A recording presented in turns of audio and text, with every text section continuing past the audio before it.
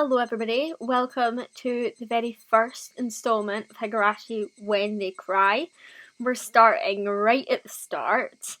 I actually am familiar with this franchise. I've seen all of the core series of the anime. I never watched the bonus series because they just make me uncomfortable. And I'm like, no, not gonna watch that. But the main storyline, yes, we'll watch it. So, I'm quite excited to play the visual novel. I do have later chapters that I started to read because I was following someone else's playthrough ages ago. But I think the start is the best place to start because I now have limited memory of that. So I, as someone who knows the franchise, obviously know some of the stuff that's going to happen, but I'm going to try and not spoil that. I'll try and keep the spoilers on the down low until something actually happens. And then if I knew it was going to happen, I'll tell you that I recognise that bit. But I won't always show every single second of the visual novel. I think if there are bits that I feel are unnecessary, and like I would edit them out myself, I'll probably just cut them out of the playthrough. Like, this is quite old, but I think there are a few things that just shouldn't really be in it, so I'll probably just edit those out and show the bits that are they either do good and build the world and the characters, or they progress the story, and I'll just cut out some bits that I'm not necessarily on board with or I don't really care to include. So you might not get every single second of this novel, but honestly I think that's for the best. Yes, so when we go into configure, you can actually choose whether to have the original character sprites or the updated ones. I'm kind of interested in both. I think the new ones look good, and I think there's something that's quite charming about the original style. So I think at some point during this episode I'll switch them to original. But let's start in updated. I'm aiming for it to be about 40 minutes per episode, 45 minutes. There might be other episodes where we go over because we're so keen to know what's happening, but for now let's make that the goal. Okay, let's do this.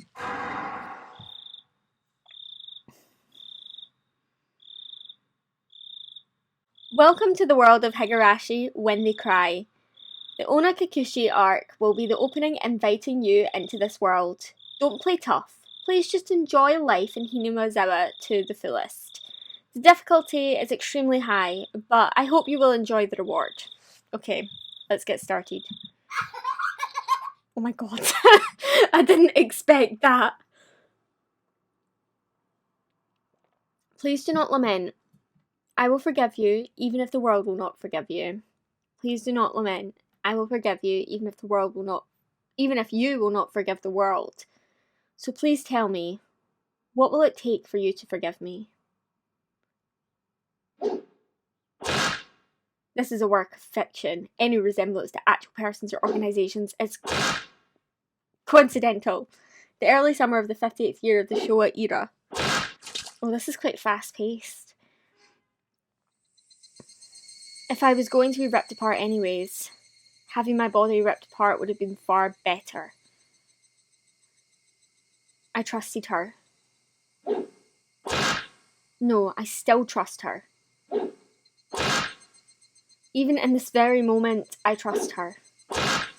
But I'm starting to realise I only wanted to trust her because I refused to accept the truth. It was as if I was trying to convince myself in such a silly sobbing voice, and those tears making a mess of my face, that mechanical, repetitive sound finally stilled and everything fell silent. Only the cry of the cicadas remained, annoyingly loud, and yet I felt as if I could still hear her voice. But that's not possible. She is no longer speaking. The only one crying is me. She never cried. Even when she repeated those words over and over, she never expressed any emotion because there were none to show. If she had no tears to shed for me, then I shouldn't need to shed any for her.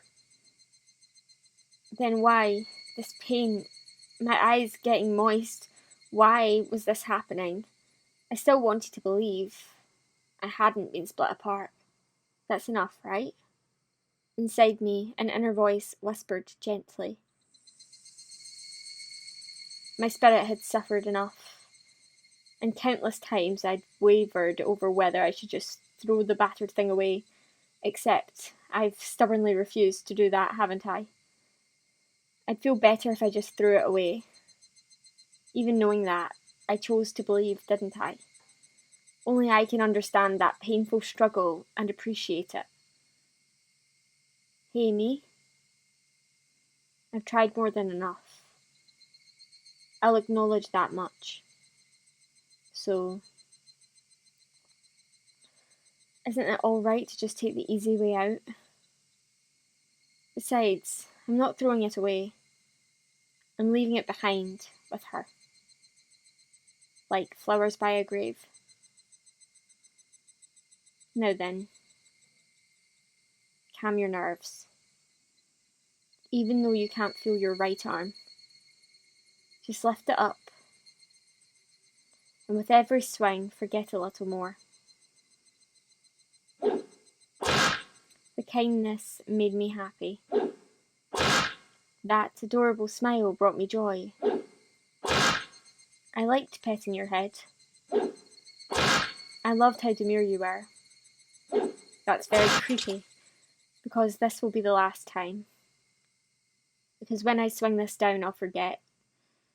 This is my first and last bouquet for you.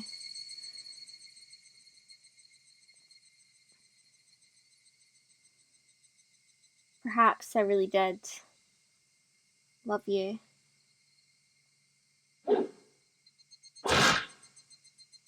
Oh.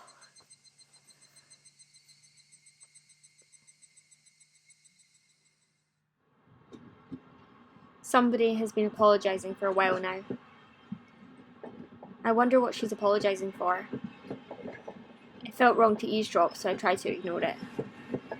It'd been a while since I'd last went to the city. I only returned to attend the funeral of a relative. Even though I'd lived there until last month, I found the bustle of the city to be overwhelming. Those skyscrapers and the multi-lane roads. The melodies... I can't say that word. The melodious cacophony? That's definitely not the right way to say that. Of the crosswalk. Even the campaign speeches blaring in front of the station felt nostalgic. The place where I live now isn't nearly as lively. There's only the chirping of locusts and the babbling of brooks, and the cry of the Higurashi, the evening cicadas. Rather than making me feel lonely, that quietness had begun to instill a sense of serenity. That's what it is. Had begun to instill a sense of serenity. There is nothing where I am living now. I don't just mean there aren't any burger joints. There aren't even any vending machines. No music stores, no restaurants, and no arcades. Even an ice cream parlour would be unlikely. The nearest town has some stuff like that, but it's an hour away by bike. But, come to think of it, it wasn't really a big deal. There were music stores and arcades and ice cream parlours, but it wasn't like I ever hung out at any of them. I had lived in the city for 10 years and never once been to an ice cream parlour. I should have gone at least once. It's only now that I'm starting to regret that a little. Somebody is still apologising. Who is she apologising to? She's apologised so much, so just forgive her already. There's no reason anyone should ever need to apologise so much. Started to feel a bit annoyed at whoever was refusing to forgive her. No matter how bad the mistake, there's nothing that can't be forgiven. There's no such thing as an irreparable mistake. You just need to be more careful next time. She's still apologising, even now. Then, has she really done something that can't be fixed? I have no idea what she's done. But if it can't be fixed, then that's all the more reason to forgive her. No matter how much she apologises, nothing will change. But even so, she keeps apologising in such a heartbreaking voice. Hey you, the one she's apologising to. Why don't you just go ahead and forgive her? She's apologising in such a pathetic voice. Keiichi, we're almost there. Wake up. I was finally roused from my nap by my father's prodding.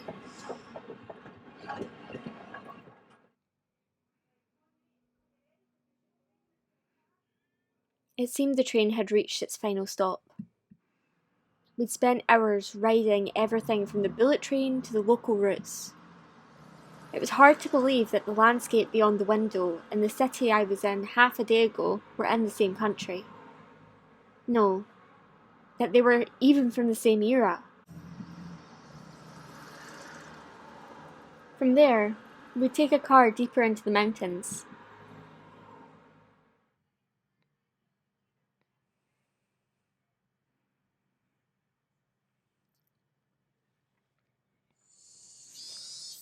Past where the dense forest encroaching on the mountain road suddenly opened up.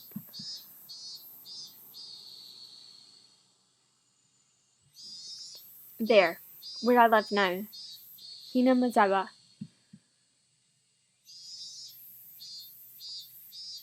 After this, I'm going to need to look up how they actually pronounce that, because I was convinced that I could have said that because I've watched the anime and stuff, but it sounds wrong for some reason.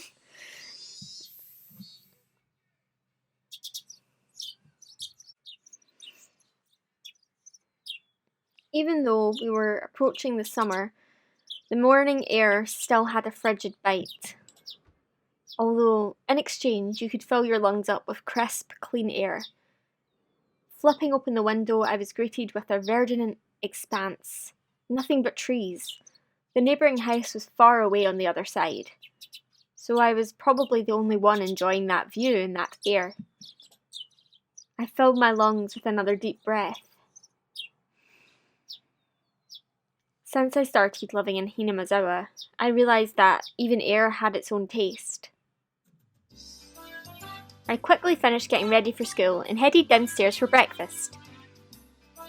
My mother was the only one there. My father was nowhere to be seen. He was probably up working until the early morning. Dad had a rather unconventional job as a painter. It's such a laid-back profession. Get up when you want, sleep when you want, and work where you want. When you want, sorry. I was so jealous of that easygoing lifestyle. Even wrote for school that I wanted to be a painter when I grew up. Dad was ecstatic about that. It was just because it looked easy. I'd never tell him that though. Mum laid breakfast out on the table. Seaweed, pickled vegetables, raw egg and grilled salmon.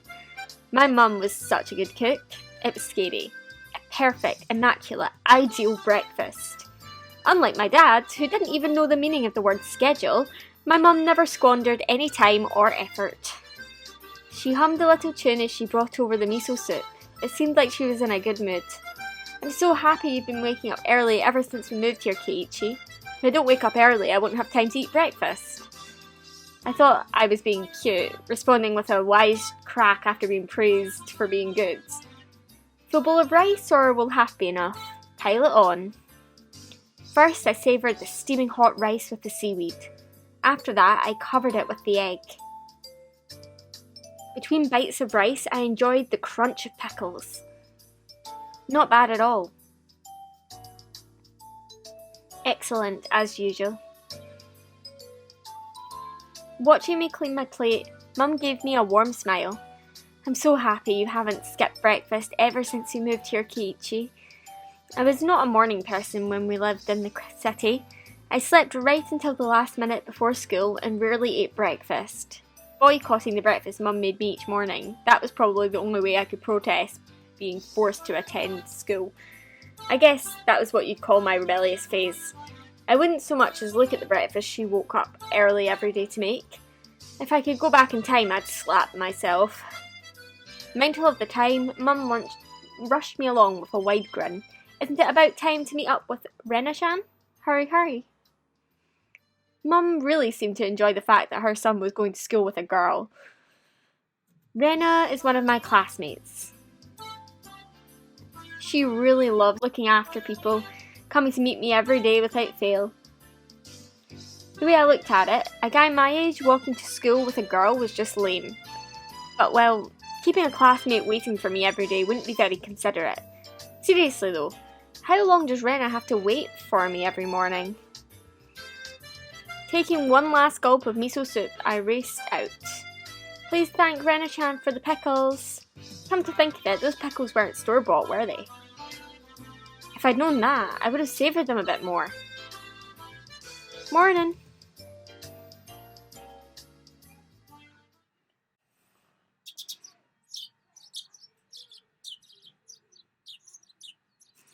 Kichi-kun, good morning.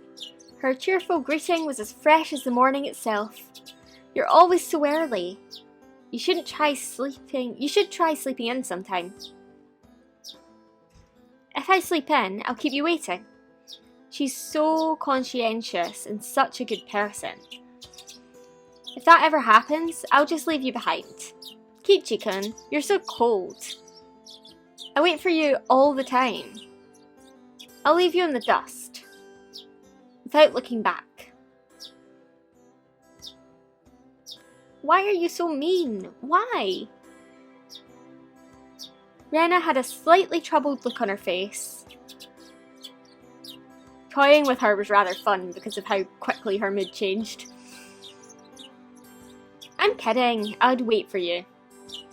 With those words, Rena seemed to relax. Her face flushed bright red. Ah, thank you. I'd wait forever until you came, Rena. No matter how long. Forever. Rena turned red, steam rising from her head as her brain short-circuited. She's especially weak to this sort of talk. It's rare to find someone this fun to tease.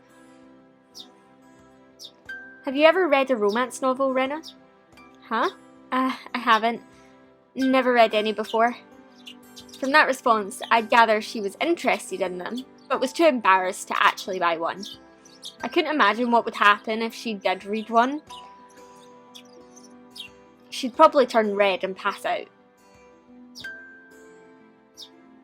Oh yeah, message from Mum. She says thanks for the pickles. It was nothing. You're welcome. How were they? Not too salty?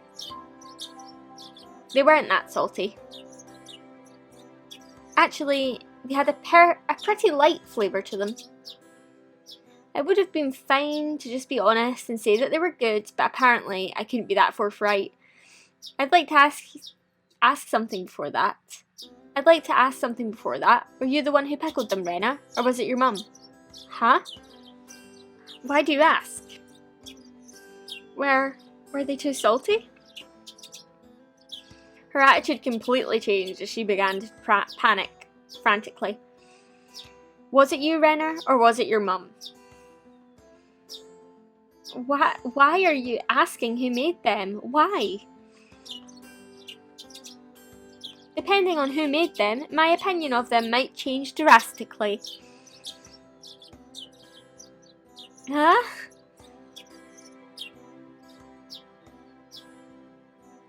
She counted frantically on her fingers, trying to remember the amount of salt she'd used to pickle them. It wasn't like I was trying to tease her, but I couldn't stop myself. Guys who take pleasure in this kind of thing are probably the worst. Guys like me. Rena nervously opened and closed her mouth over and over, trying to muster a response. It was me. Delicious.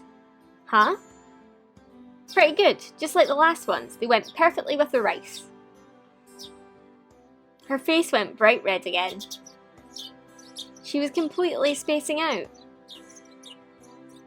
It truly was a lot of fun to tease her. I pray that I pray that Rena never gets taken advantage of by some lowlife. Keep at it, Rena.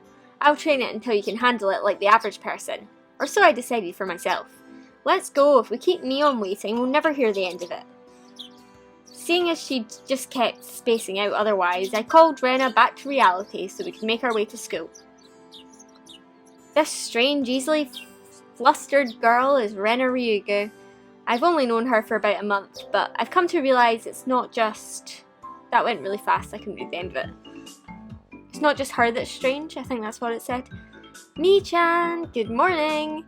Coming up to the next rendezvous point, we saw another person waiting for us. Noticing us, she waved. Ah, finally, you two are late. Usually, you're the one who's late. In sharp contrast to the diligent Rena, this one marched to the beat of her own drum. She's Mion Sonozaki. For what it's worth, she's our senior and head of the class. Morning, Rena, and it's been a while, Kei-chan. How many years? I was only off 2 days. Haha, you don't say. You were so much cuter back then. Oh, okay, I'm not reading that out. This is like worse than anything they've ever included in the anime, not gonna lie. Okay. Neon sure does act like an old man sometimes. How was it? Seeing the city again. Only went to a funeral. I didn't have much time. So yeah. Did you look for it? The thing I asked about? You're not listening at all. I just came back from a funeral.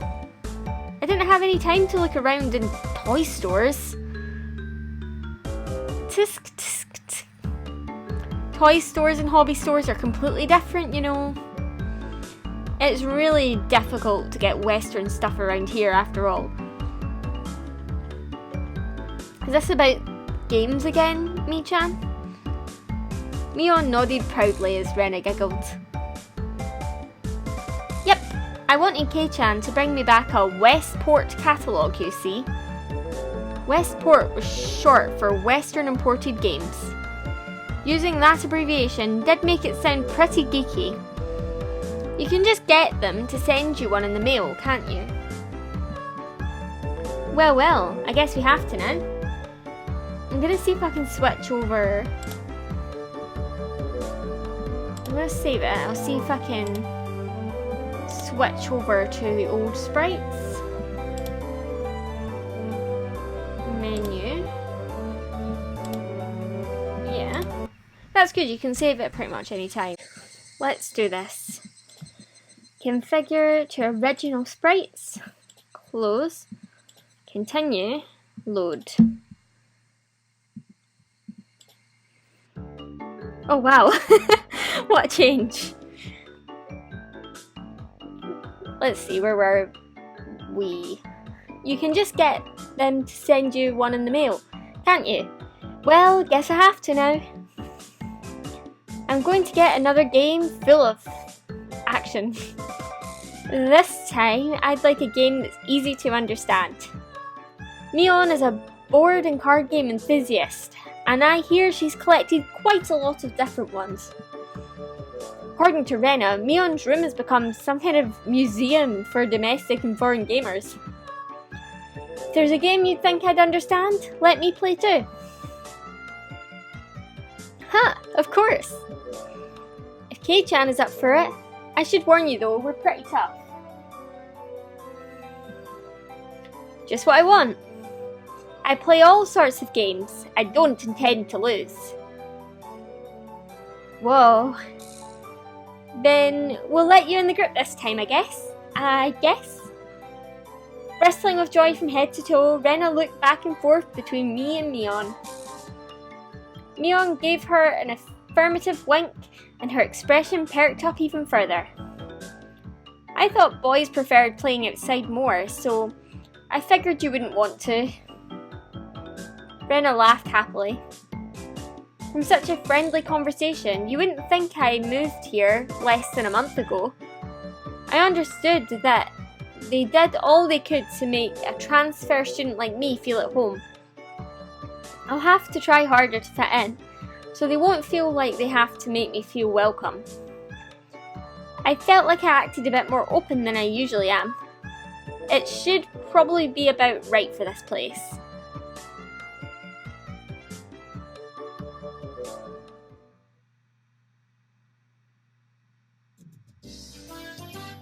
Hinamazawa was a really small village. Not only was there only one school, but there was only one class. The class encompasses all different grades and ages.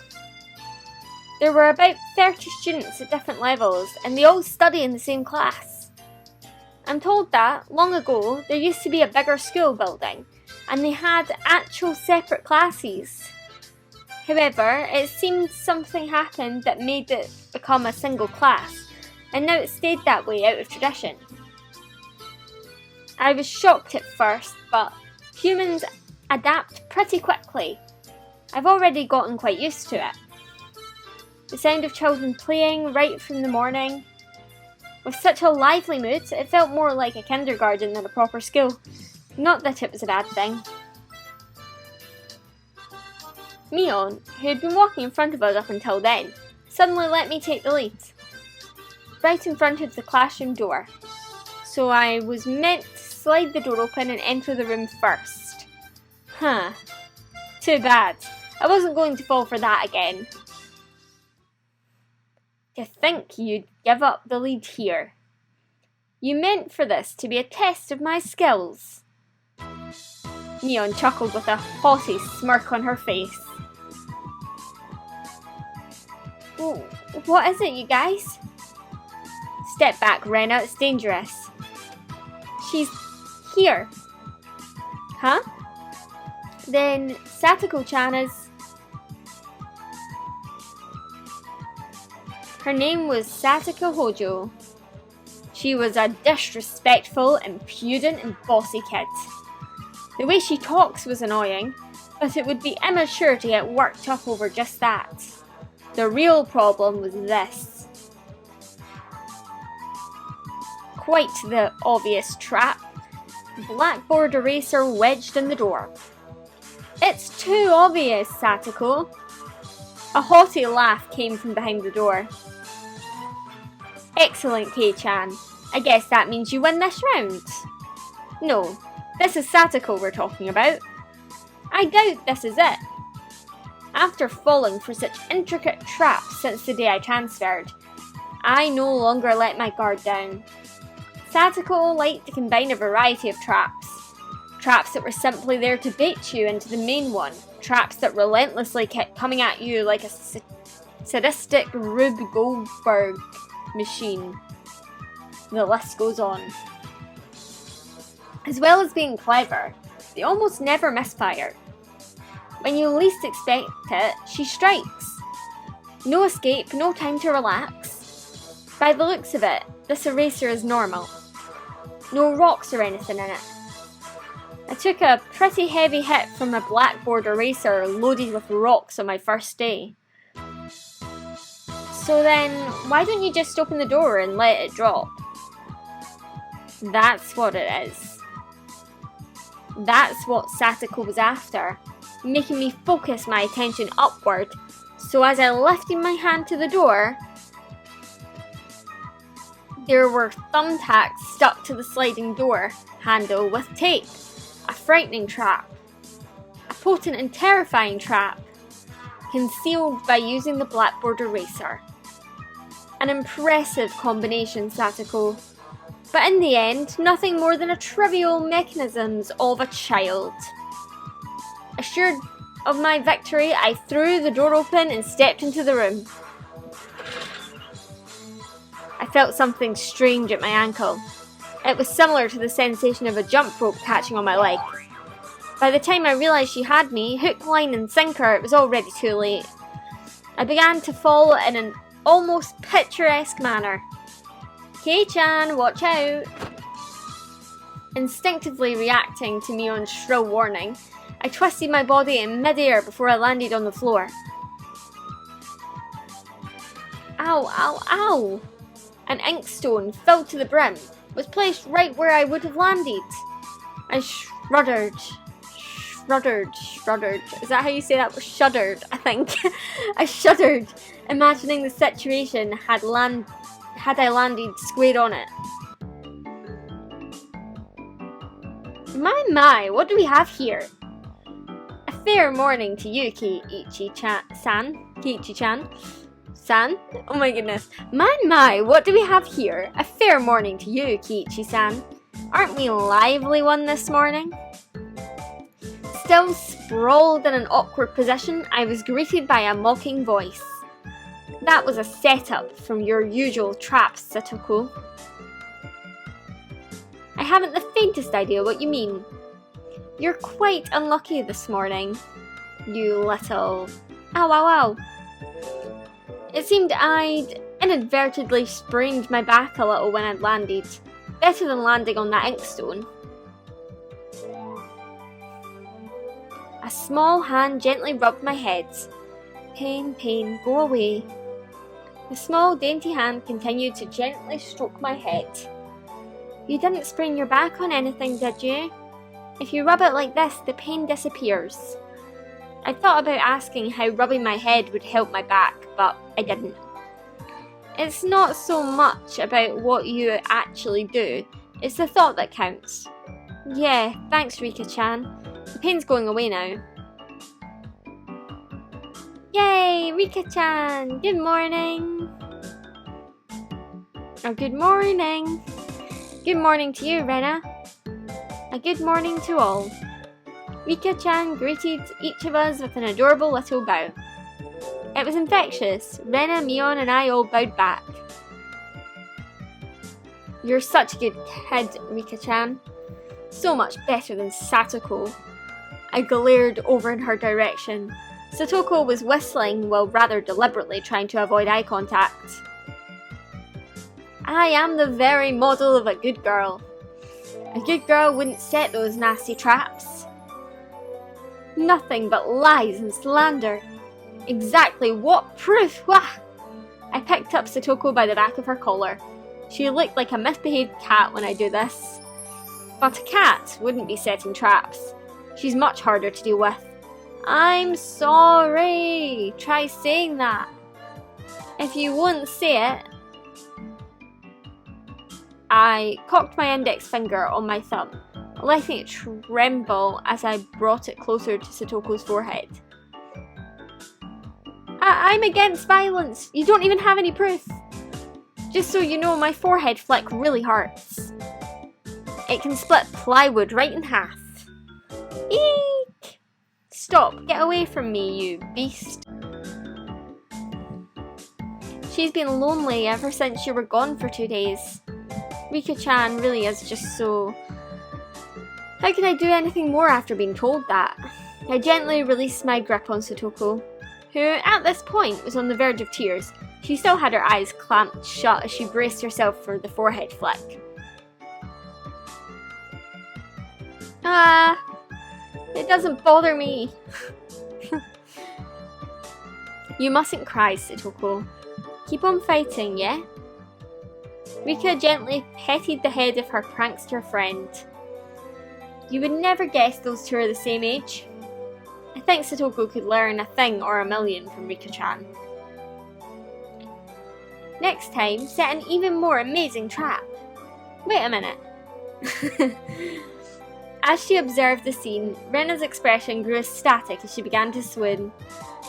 Oh, Satoko-chan is crying. So cute. The teacher's coming. Quickly, clean everything up. Satoko, that inkstone is yours, right? Just from Mion's single statement, the entire mood from the rooms shifted back to normal. The inkstone was bad, but the thumbtacks stuck to the door handle were an even bigger problem. I pulled the tape off carefully, making sure not to skewer myself. Even though Satoko was the one who set it up, everyone had to pick it up after her. By the time the teacher entered the room, the bedlam from before had been neatly tidied up. We made it in time. Rise! Attention! Neon gave out the morning commands.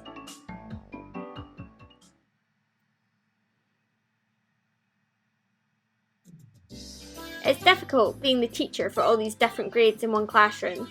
She has to teach something different to each one. But naturally, she ends up spending all her time with the younger kids. Rena and Mion, being in the highest grade in the class, ended up doing mostly self-study. They even ended up helping teach the younger kids, so it seems like they can never get to their own studies. They're actually way behind where my studies have progressed to. As a result, I'm pretty much taking over from the teacher and helping Rena and Mion with their studies. You're a pretty good teacher, Kichi-kun. Easy to understand. Rena took a breather after finishing highlighting an important section. Teaching is making me lose confidence. It makes me aware of how shallow my understanding of the subject is. They say that to teach someone something, you need to understand it backwards and forwards. So, while you're teaching us, you're getting in your own practice. In contrast, this person over here is quite... I don't know how to say that about things. For one, isn't she supposed to be in a higher grade than me? Look, Mion, this is for your own good. If you don't take this seriously, there'll be trouble later on. With these marks... It's not like I'm aiming to go on to a prestigious school. I'll be fine as long as I pick up what I need to know for the entrance exams a little at a time. Her staunch defiance was really something else. That was a different type of relaxed than someone who already knew what was going to be on the entrance exams. Mi-chan, Kichi-kun is doing his best to teach us. We need to try hard too. You're such a good and honest kid, Rena. I'll make sure you guys get accepted into a good school. When Mion was flipping through her vocabulary flashcards, she threw out a casual question. So, in the city, do you have to study this much? If you don't know at least this much, you can't get into university. So, you study just to get into a university? Well, yeah, basically. Well, knowing that this stuff won't ever come in handy in the future. Out there, you can get into university as long as your attendance is good enough. Really? Study equals entrance exams. Having that basic law of the universe so easily overturned sent me into a state of shock. That is right. There aren't really enough people around here to warrant weeding them out with an exam. If anyone can get into university, then there's no need to be all uptight about this stuff, right? Well, that's true, but you should at least know stuff that's common knowledge. This old geezer thinks that instead of wasting time studying pointlessly, you should be spending your precious teenage years doing more meaningful things. It was too profound of a statement to simply laugh off. But since it was Mion, it probably didn't actually have that deep of meaning.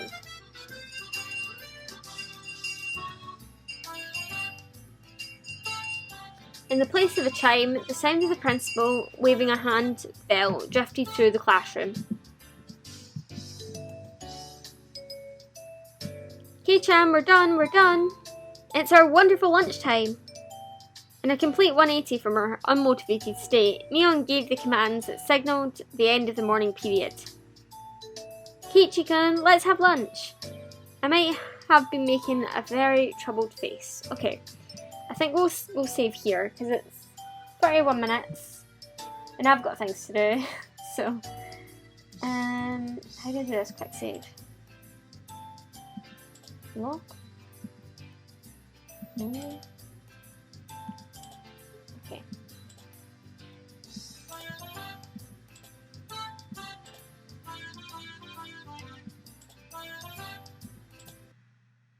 I think I've also worked out that I really like the older sprites, so I might keep that for most of the playthrough, but maybe we'll switch back and forth again. We'll see. But anyway, thank you for joining me. Let me know what you think, and I'll see you next time. Bye everyone!